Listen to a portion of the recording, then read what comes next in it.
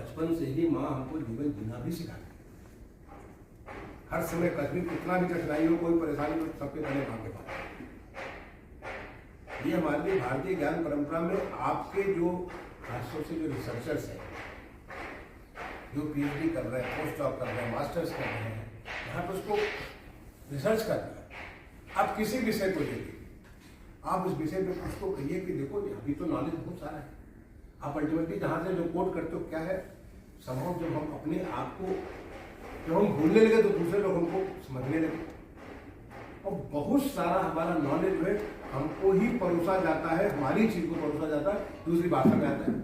German ने किया, French ने किया, ब्रिटिश ने किया, कुछ काम किया भारत की चीज के बहुत देखा, और बहुत उल्टा सीधा भी है। क्योंकि देखिए कोई भी ज्ञान, आप लोग सारे लोग विद्वान लोग हो, आप सारे के सारे लोग के कंडीशन हो, ज्ञान केवल टेक्स्ट नहीं होता है, भाव भी होता है।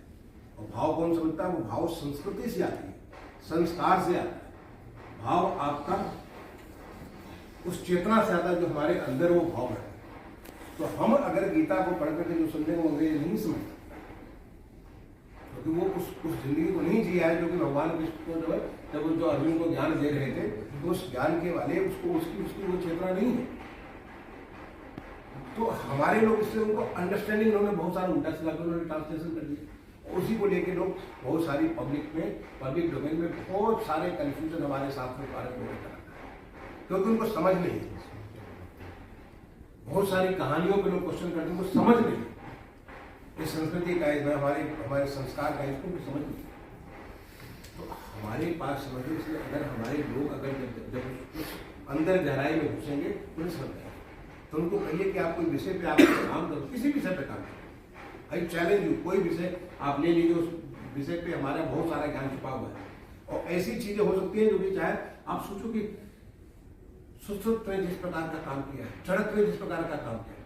मैं अभी जब मैं अपनी सेवानिवृत्ति के बाद में पंचकर्मा, मेरा मन था कि मैं पंचकर्मा कराऊँ। मैं पंचकर्मा कराने गया all India institute of Ayurveda के आशीर्वाद से। All India institute of Ayurveda जो है दिल्ली में बना हुआ, उसकी जमीन मैंने अर्बन सेक्रेटरी दी। मैं कहा कि वहाँ क्या कराऊँ। मैं 10 दिन पहले भर्ती हो गया वहाँ पर, बिल्कुल बीमारी नहीं, बस केवल अपने स्वास्थ्य के लिए, केवल अपनी खुशहाली के लिए करा। वहाँ के जो डायरेक्टर साहब थे उनसे मैंने कहा कि मैं पढ़ना चाहता हूँ इसको, मैं समझना चाहता हूँ ऐसे कहाँ से ज्ञान है। आपको जानकर के आश्चर्य को, ये ज्ञान कहाँ से आया? ये ज्ञान हमारा भगवान शिव से वो ज्ञान आया, वहाँ से आया भरद्वाज मुनि का। भरद्वाज मुनि से इसको आगे जो चरक ने उसको जो है चरक ने उसे जो है कोडिफाई किया, मैनुअल बना दिया। जिस चरक का मैनुअल किया, उसको पढ़कर कितना आनंद आ रहा था कि सोचो हजारों साल पहले की बात को सोच रहा था, इतने नजदीक से सोच रहा था।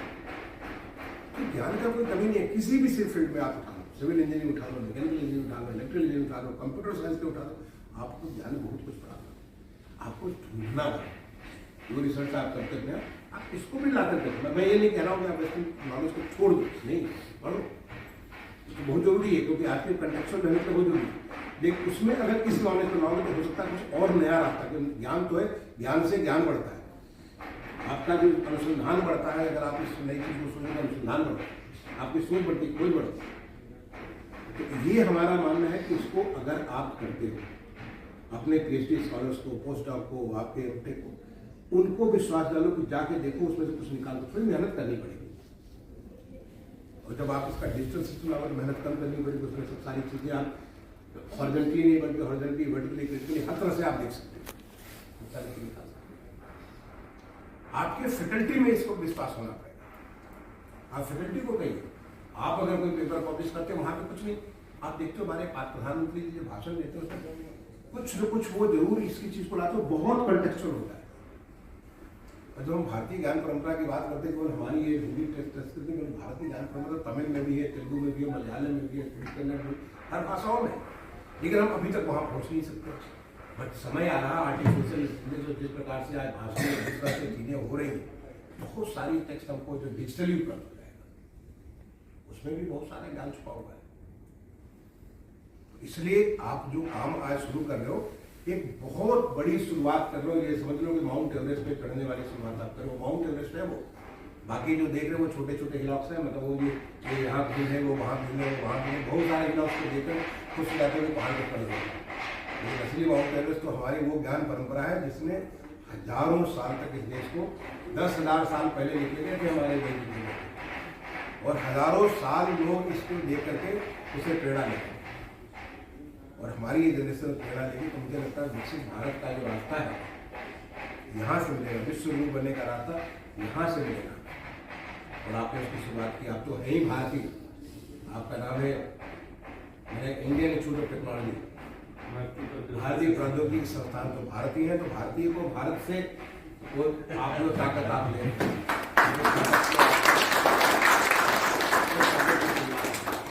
ये जो अभी यहाँ पे देख रहा हूँ बैठने का तरीका मुझे ध्यान आ रहा है। संस्कृत विश्वविद्यालय बनारस का मुख्य रूप में मुझे कहा गया इसको सुधार करो, वहाँ पर सब पढ़ाएंगे आज संस्कृत विद्यालय को मुझे सौभाग्य मिला, मैं तो कहता हूँ भगवान मुझे मौका दे दे, संस्कृत विद्यालय को कम्प्लीटली ट्रांसफॉर्म कर दिया। मुझे उसकी बहुत बुरी हालत हो गई है, मेरे प्रधानमंत्री नॉलेज में मुझे बताया गया कि आप इसको सुधार करिए, कंप्लीट उसको सुधार कर दिया। 1 साल में लगातार हर महीने में जाता था संस्कृत वहाँ भी इस प्रकार के बैठने की व्यवस्था। देखिए इसको बैठने से आपको लगता है तकलीफ हो रही है, नहीं, बहुत सारा एक्सरसाइज आप बैठे बैठे कर रहे हैं क्योंकि आप कुर्सी में नहीं करते, आप स्वस्थ रहोगे अगर ऐसे बैठ करके करोगे। हम तो पहले भोजन भी ऐसे ही करते थे, अब वो बैठ करके डाइनिंग टेबल और डाइनिंग कुर्सी वो सब बैठते हैं और अपनी कमर को भी तोड़ लेते हैं, अपने कंधे को भी तोड़, अपने उसको जो क्या कहते हैं गले को भी हम स्पॉन्डिलाइटिस और क्या क्या सब चीजें कर लेते हैं, बिकॉज हम उस भारतीय परंपरा को भूल गए। हम जो पहले भोजन करते थे तो ओम एतदन्नम शुद्धम प्रत्यक्षम, मैंने भगवान को प्रत्यक्ष सामने रख करके कहते थे भगवान की शक्ति दे दो, भगवान का वही शक्ति है। ये हम इस प्रकार से जो हमारा भाव था, ये भारतीय ज्ञान परंपरा है। तो मैं कहूँगा कि ये केवल केंद्र बनाने से नहीं, बल्कि केंद्र को ऊर्जित करिए, इसमें ऊर्जा भरिए, और ऊर्जा किसे भर सकते हैं? लोगों से भर सकते हैं, तब जाकर के इस केंद्र का बनाने के लिए आपने यहाँ पे को बनाया, आपने जगह पे देखिए सुश्रुत को आपने बनाया, ये जो है तो ये जो आपने बनाया है सुश्रुत, आपको जानकर मैं तक्षशिला गया था, तो मैं ज्वाइंट स्टडी था, होम स्टडी ज्वाइंट स्टडी, तो मैं पाकिस्तान में रहता हूँ, कई बार जाने का मौका मिला। तक्षशिला में मैं देख करके आश्चर्य किया कि आप हम लोग फोल्डिंग चेयर, फोल्डिंग ये सब करते हैं, वहाँ पे फोल्डिंग इतने सारे सामान थे।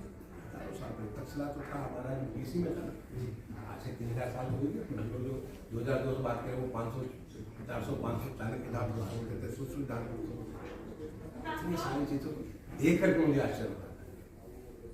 मैं कहीं भी धुलेरा में अभी गया, वहां देख करके चीजों का आश्चर्य होता, इतना सारा चीज। आप ज्ञान के केंद्रों और ज्ञान के केंद्र के भीतर ये भारतीय ज्ञान का केंद्र बैठ करके आपको बहुत सारा करना है, इसके लिए बहुत करना है। मैं एक बार दोबारा जब सर ने मुझे कहा कि आप कल इसको कर दे, तो मुझे बहुत खुशी हुई, मुझे बहुत खुशी थी, मैं बहुत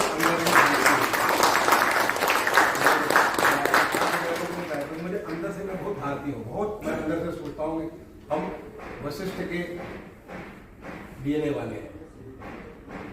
वशिष्ठ भगवान राम के गुरु थे, उन्होंने जो कि पूरी मर्यादा बना दी, क्या बना दी,